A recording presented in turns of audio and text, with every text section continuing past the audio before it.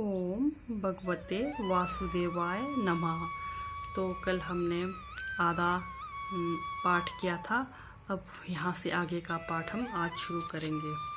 तो चलिए वहाँ से आगे नारायण जी क्या कहते हैं सुनेंगे। सर्व गीता के श्लोक मेरी नाड़ियाँ हैं और जो अक्षर है सो मेरे रोम हैं। ऐसी जो मेरी शब्द रूपी गीता है उसका अर्थ मैं हृदय में विचारता हूँ और बहुत आनंद पाता हूँ। हे लक्ष्मी, तू क्या जानती है मैं तेरे मन होगा कि मैं चरण मलती हूँ। इससे श्री नारायण जी को आनंद प्राप्त होता है। हे लक्ष्मी, मैं जिस आनंद में मगन हूँ सो गीता ज्ञान है। तब लक्ष्मी जी बोली, हे नारायण जी, ऐसा श्री गीता जी का ज्ञान है जिसको सुन जीव कृतार्थ भी हुआ है, यह मुझको कहो। तब श्री रामायण जी ने कहा, ये लक्ष्मी, गीता ज्ञान को सुनकर बहुत जीव कृतार्थ हुए हैं, सो तू सुन। श्री नारायणोवाच। हे लक्ष्मी, गीता के अध्याय का महात्म्य तो पीछे कहूँगा, पहले श्लोक कहता हूँ। श्लोक। सर्वशास्त्रमयी गीता सर्वदेव मयो हरि, सर्वतीर्थमयी गंगा सर्वोदरम मयो दया। मनो जानत पाप पुण्य देहि जानत आपदा।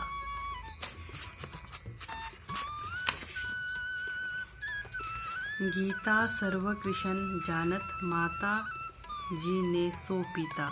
दो दो लोचन सर्वाना विद्वाना नई लोचन। सप्त लोचन धर्माना ज्ञानी नो अनंत लोचन। हे लक्ष्मी, अब पहले अध्याय का महात्म्य सुन। शिवजी पार्वती को इस भांति कहते हैं जिस भांति नारायण जी ने लक्ष्मी को सुनाया था। श्री भगवान वाच। हे लक्ष्मी, शूद्रवर्ण एक प्राणी था जो चांडाल का काम करता था और तेल नून का व्यापार करता था। उसने एक बकरी पाली। एक दिन वह बकरी चराने को गया, वृक्षों पर पत्र तोड़ने लगा। वह सांप ने डस लिया। वहाँ पर उसको सांप ने डस लिया। तत्काल प्राण निकल गए। मर कर उस प्राणी ने बहुत से नरक भोगे। फिर बैल का जन्म पाया। जब बैल को एक भिक्षुक ने मोल लिया, यह भिक्षुक उस बैल पर चढ़कर सारा दिन मांगता फिरता। जो कुछ भिक्षा मांग कर लाता वह अपने कुटुंब के साथ मिलकर खाता। वह बैल सारी रात द्वार पर बंधा रहता, उसके खाने पीने की खबर ना लेता। कुछ थोड़ा सा भूसा उसके आगे डाल छोड़ता। जब दिन चढ़ता फिर बैल पर चढ़कर मांगता फिरता। कई दिन गुजरे तो वह बैल भूख से मारा गिरा पड़ा, मरने लगा, पर उसके प्राण नहीं छूटते थे। नगर के लोग देखते, कोई तीर्थ का फल दे, कोई व्रत का फल दे, पर बैल के प्राण छूटे नहीं।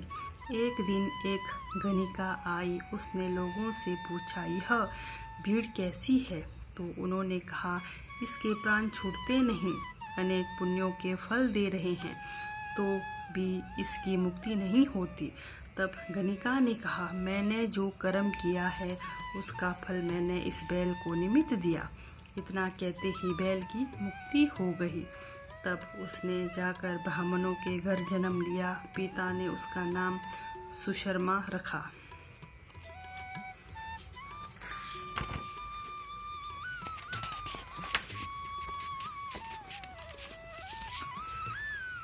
जब वह बड़ा हुआ तो उसके पिता ने उसको विद्यार्थी किया। उसको पहले जन्म की सुध रही थी, अति सुंदर था। उसने एक दिन मन में विचार किया, जिस गणिका ने मुझको बैल की योनि से छुड़ाया था उसका दर्शन करिए। विप्र चला चला गणिका के घर पहुंचा और कहा, तू मुझे पहचानती है? गणिका ने कहा, मैं नहीं पहचानती, तू कौन है? मेरी तेरी क्या पहचान है? तब सुशर्मा ने कहा, मैं विप्र हूँ। तो वह बोली, तू विप्र है, मैं वैश्या हूँ। तब विप्र ने कहा, मैं वही बैल हूँ जिसको तूने अपना पुण्य दिया था। मैं बैल की योनि से छूटा था, अब मैं विप्र के घर जन्म लिया है। तू अपना पुण्य बता जो तूने किया था। गणिका ने कहा, मैंने अपने जाने का कोई पुण्य नहीं किया। मेरे घर में एक तोता है, वह सुबह पड़ता है, मैं उसके वाक्य सुनती हूँ। उसी पुण्य का फल मैंने तेरे निमित्त दिया था। तब विप्र ने तोते से पूछा कि तू सुबह क्या पढ़ता है? तोते ने कहा, मैं पिछले जन्म विप्र का पुत्र था। पिता ने मुझे गीता के पहले अध्याय का पाठ सिखाया था। एक दिन मैंने कहा, मुझको गुरुजी ने क्या पढ़ाया है? तब गुरुजी ने मुझको शाप दिया कि जा रे तू सुआ होगा। तब मैं तोता हुआ। एक दिन फंदक मुझे पकड़ ले गया। एक विप्र ने मुझे मोल ले लिया। वह विप्र अपने पुत्र को गीता का पाठ सिखाता था। तब मैंने भी वह पाठ सीख लिया। एक दिन उस ब्राह्मण के घर चोर पड़े। उन्हें धन तो प्राप्त ना हुआ, मेरा पिंजरा उठा ले गए। चोर की यह गणिका मित्र थी। वह मुझे उसके पास ले गया। सो मैं नित्य गीता जी के पहले अध्याय का पाठ करता हूँ और यह सुनती हूँ, पर इस गणिका की समझ में नहीं आता कि मैं क्या पढ़ता हूँ। इसने वह पुण्य तेरे निमित्त दिया था। सो श्री गीता जी के पहले अध्याय के पाठ का फल है। तब उसने कहा, हे तोते, तू भी विप्र है, मेरे आशीर्वाद से तेरा कल्याण हो। हे लक्ष्मी।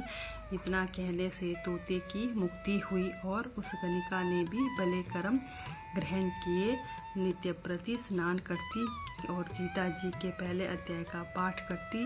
इस करके भले विप्र, क्षत्रिय, वैष्णव अतीत उस वैश्वा की पूजा करने लगे और विप्र अपने घर गया। श्री नारायण जी ने कहा, हे लक्ष्मी, जो अनजाने भी गीता का पाठ श्रवण करे उसको भी मुक्ति मिलेगी और इसका फल कितना कहिए, अतुल फल है। यह पहले अध्याय का महात्म्य है जो तूने श्रवण किया है। ओम भगवते वासुदेवाय नमः। आज का पहला अध्याय इतना ही।